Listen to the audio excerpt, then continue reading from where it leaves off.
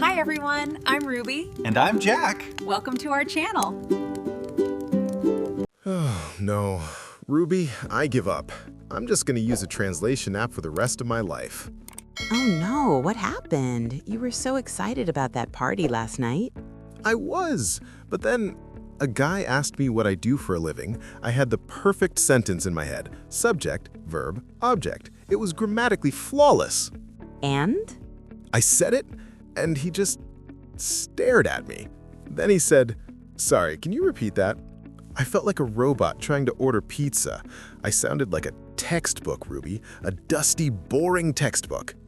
Oh, Jack, that is the textbook trap. It's that painful moment where your brain is doing math instead of music. It's exhausting, and honestly, it's why so many people stop talking altogether.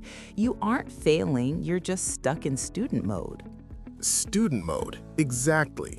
I want to sound smooth, like the people in the movies. How do they make English sound like one long wavy line instead of a bunch of jagged rocks? It's because natives are efficient, which is just a fancy word for lazy. We don't like to stop our breath between words. We don't say every letter. We use reductions. Reductions? Like a clearance sale at the mall? Sort of. We clear out the extra sounds. For example, how do you say, "I am going to eat"? I am going to eat. See, that's the jagged rock. A native says, "I'm gonna eat." We turn going to into gonna. Gonna. Okay, I've heard that. But isn't that bad English? My teacher in school would have hit me with a ruler for saying gonna.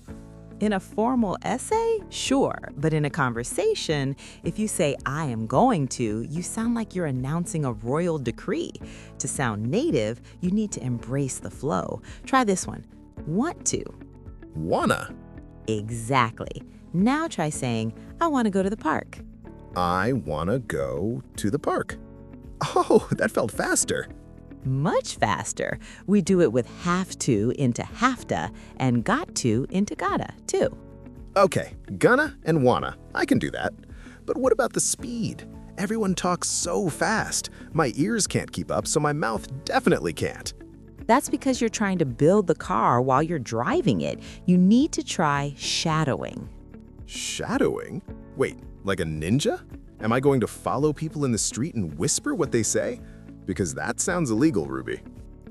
No stalking required. Shadowing is when you listen to a native speaker and repeat exactly what they say while they're saying it. You are their shadow. Like, at the same time? Not waiting for them to finish? Right. You don't worry about the meaning of the words. You just mimic the rhythm, the ups and downs, the music of the voice. That sounds stressful. What if I miss a word? Then you let it go. It's about muscle memory in your tongue. It's like dancing. You don't think about left foot, right foot. You just feel the beat. Okay, shadowing. I'll try it tonight with a YouTube clip. But Ruby, what do I do when I do forget a word? That's when I freeze. I just go, and look at the ceiling. Jack, even I do that. But natives use fillers to keep the vibe going. Fillers? You mean like the stuffing inside a pillow? Exactly. It fills the empty space so the conversation doesn't die. Instead of try using like, well, or I mean. I mean. I like that one. It's a lifesaver.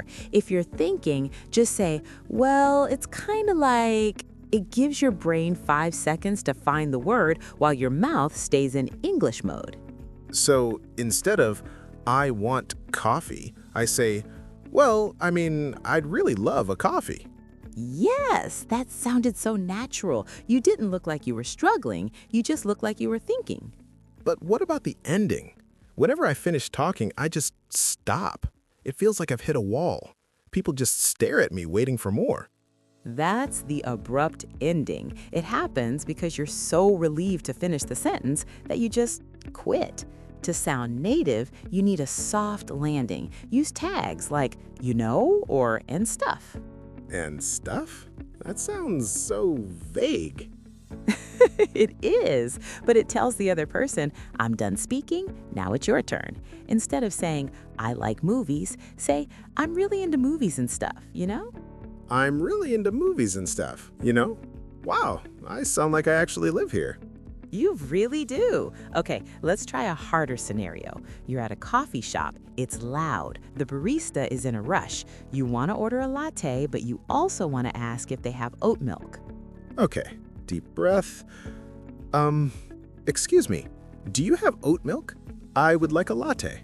Too robotic. Remember, reductions, fillers, and the soft landing. Try again. Right, okay.